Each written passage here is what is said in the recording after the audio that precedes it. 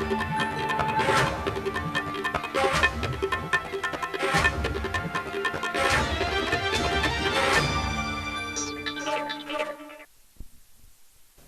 स्वागत है आपका न्यूज इंडिया में। मैं हूं आपके साथ उमंग माथुर। बुलेटिन की शुरुआत करेंगे, लेकिन उससे पहले एक नजर डाल लेते हैं इस वक्त की बड़ी खबर पर।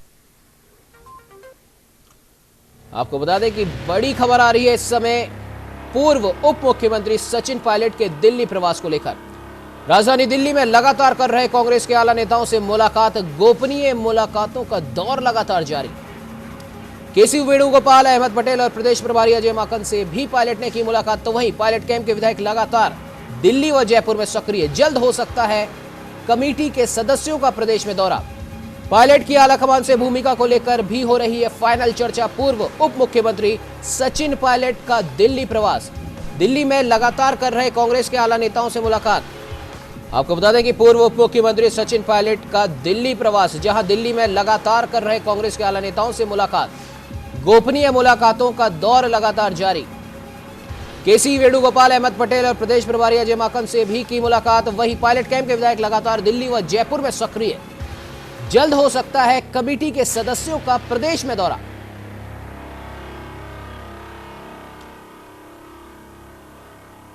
तो वही इस खबर पर ज्यादा जानकारी के लिए हमारे साथ हमारे संवाददाता लोकेश नागर राजधानी जयपुर से लाइव जुड़े हैं। जी लोकेश, जिस प्रकार से पूर्व उप मुख्यमंत्री और पूर्व पीसीसी अध्यक्ष सचिन पायलट दिल्ली के प्रवास पर है और आलाकमान से वो मुलाकात भी कर रहे हैं, क्या कुछ अपडेट है उनके इस दिल्ली प्रवास को लेकर?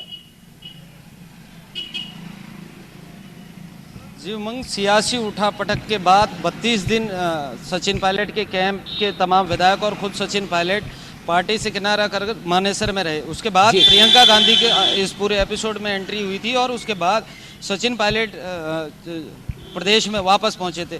अब लगातार 5 दिन से सचिन पायलट दिल्ली के प्रवास पर और आलाकमान के तमाम जो बड़े नेता हैं, प्रदेश प्रभारी हैं अजय माकन जी, उनसे भी उनकी मुलाकात हुई है। जिस प्रकार सूत्रों के हवाले से खबर मिल रही है, सचिन पायलट अपनी भूमिका को लेकर लगातार आलाकमान से चर्चा कर रहे हैं, क्योंकि राजस्थान में सचिन पायलट का बड़ा जनाधार रहा है और 7 साल वो पीसीसी के अध्यक्ष रहे। तो कहीं न कहीं उनके समर्थक चाहते थे कि पायलट राजस्थान में उसी प्रकार सक्रिय रहे जिस प्रकार पहले थे। इस सियासी उठापटक में सचिन पायलट के तमाम पद पार्टी ने वापस ले लिए थे। तो मुख्यमंत्री का पद हो, चाहे वो पीसीसी अध्यक्ष का पद हो, पंचायती राज मंत्री सचिन पायलट थे, पीडब्ल्यूडी मिनिस्टर थे, साथ ही उनके जो साथी मंत्री थे रमेश मीणा और विश्वेंद्र सिंह, उनके पद भी ले लिए गए थे। तो कहीं ना कहीं राजस्थान में सत्ता और संगठन में बैलेंस बनाने के लिए 3 सदस्यीय कमेटी का जो गठन किया गया है, उससे लगातार सचिन पायलट दिल्ली में मुलाकात कर रहे हैं और अपने साथी विधायकों की भूमिका को लेकर चर्चा कर रहे हैं। क्योंकि पायलट की हमेशा से शिकायत रही थी कि 1.5 वर्ष के समय में जो जनता के साथ वादे 5 साल विपक्ष में रहकर पार्टी ने किए थे, उन वादों को पूरा करने में कहीं न कहीं असमर्थता सचिन पायलट की रही। इसी को लेकर नाराजगी थी। तो कहीं ना कहीं अब दोनों समन्वय बनाकर राजस्थान में किस तरह पार्टी में तालमेल बिठाया जाएगा, इसको लेकर केंद्रीय कमेटी लगातार एक्सरसाइज कर रही है। इसी क्रम में संडे को कमेटी के सदस्यों का यहाँ आने का कार्यक्रम है। अजय माकन भी यहाँ पहुँचेंगे। तो कहीं ना कहीं अब वो दौर शुरू हो गया है कि क्या भूमिका सचिन पायलट की रहने वाली है। सचिन पायलट एक मजबूत भूमिका चाहते हैं। इसी बीच में राजनीतिक गलियारों से जो खबर आ रही है, तो दिल्ली में केंद्र के संगठन में बड़ी एक जिम्मेदारी सचिन पायलट को देने की चर्चाएं चल रही हैं। संगठन महामंत्री के पद पर सचिन पायलट का नाम चला था और कल जिस प्रकार चर्चाएं हुई, उसके बाद पायलट से जुड़े हुए तमाम जो नज़दीक लोग हैं, उन्होंने कहा है कि प्रदेश उपाध्यक्ष की राष्ट्रीय उपाध्यक्ष की जिम्मेदारी सचिन पायलट को दी जा सकती है। तो कहीं ना कहीं पार्टी ये चाहती है कि सचिन पायलट का जो जनाधार पूरे देश में है, गुजर बाहुल वोटों पर अच्छा नियंत्रण सचिन पायलट रखते हैं, चाहे वो मध्य प्रदेश में हो, चाहे उत्तर प्रदेश में हो, चाहे दिल्ली में हो।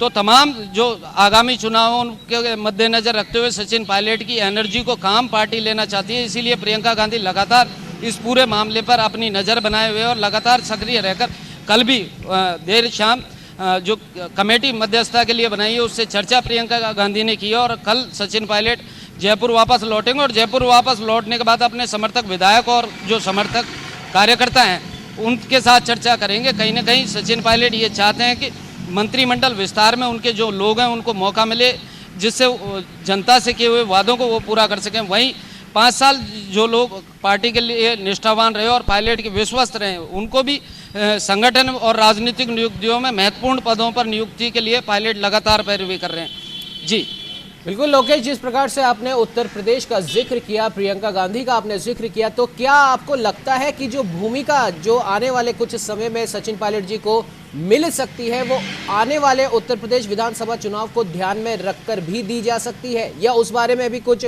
सोचा जा सकता है? जी निश्चित रूप से सचिन पायलट का जो गूजर वोट है और जी। खासकर युवाओं में अच्छा खासा प्रभाव देखा जाता है।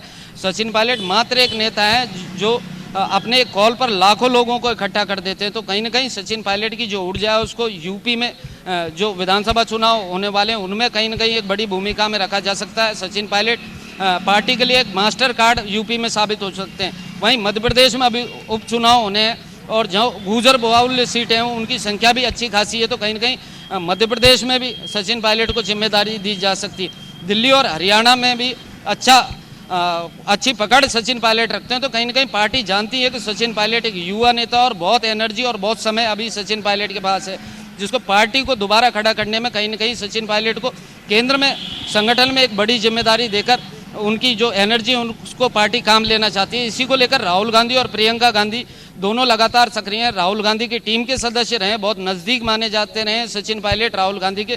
तो कहीं ना कहीं जब आप शीर्ष नेतृत्व के बदलाव की बात चल रही है, सोनिया गांधी पद को छोड़ना चाह रही हैं राष्ट्रीय अध्यक्ष का और राहुल गांधी की ताजपोशी की बात चल रही है, तो कहीं ना कहीं अब सचिन पायलट को केंद्र में सक्रिय रखने का मन पार्टी बना चुकी है। लेकिन सचिन पायलट केंद्र के साथ साथ प्रदेश में अपनी भूमिका को सक्रिय रखना चाहते हैं, जिसकी लगातार बातचीत वो आला कमान और बड़े जो पार्टी के नेता हैं उनसे अपनी मांग को रख रहे हैं। जी बिल्कुल लोकेश, और अगर इसी बीच अगर बात की जाए मुख्यमंत्री अशोक गहलोत की, क्योंकि जब बाड़ेबंदी का दौर राजस्थान में चल रहा था और उसके बाद में जब सचिन पायलट जी की घर वापसी हो गई, उनके समर्थक जितने भी विधायक थे सब उनके साथ में वापस आ गए, तो उस समय एक चर्चा एक आम थी कि जो गहलोत साहब के साथ में जितने भी विधायक थे उनमें कहीं ना कहीं नाराजगी थी और वो शायद कहीं से भी वो चाहते नहीं थे कि इनको वापस से पार्टी में लिया जाए या पार्टी में या फिर राजस्थान सरकार में कोई पद दिया जाए। अगर इस बात में थोड़ी सी भी सच्चाई है तो क्या आपको लगता है कि अजय माकन जी और केसी वेणुगोपाल और अहमद पटेल जब राजस्थान के दौरे पर आएंगे तो उनके सामने ये एक बहुत बड़ी समस्या हो सकती है?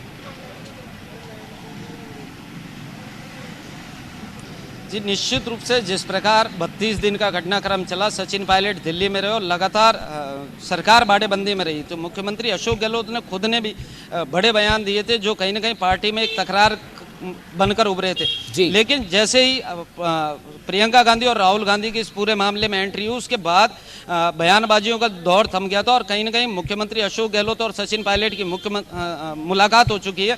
दोनों जो गिले शिकवे थे उनको दूर कर चुके हैं और सचिन पायलट की शिकायत, क्योंकि सचिन पायलट लगातार कहते रहे पार्टी में रहते हुए और प्रदेश सरकार का हिस्सा होने के बावजूद वो काम नहीं कर पा रहे थे और लगातार 1.5 वर्ष दोनों के बीच गतिरोध बना हुआ था। अब कहीं ना कहीं वो सियासी बर्फ पिघली और दोनों नेताओं के बीच जो संवाद है वो शुरू हो चुका है। तो कहीं ना कहीं अब जो भूमिका बनने वाली है उसमें पूर्व में भी देखा गया था कि पायलट कैंप और गहलोत कैंप के जो मंत्री थे वो अलग अलग कोटे से बनाए गए थे। इसके पीछे पार्टी का उद्देश्य ये था कि कहीं भी कोई गुटबाजी पैदा नहीं हो और दोनों खेमों के लगातार समन्वय बनकर अच्छा कामकाज राजस्थान की जनता के लिए राजस्थान में किया जा सके।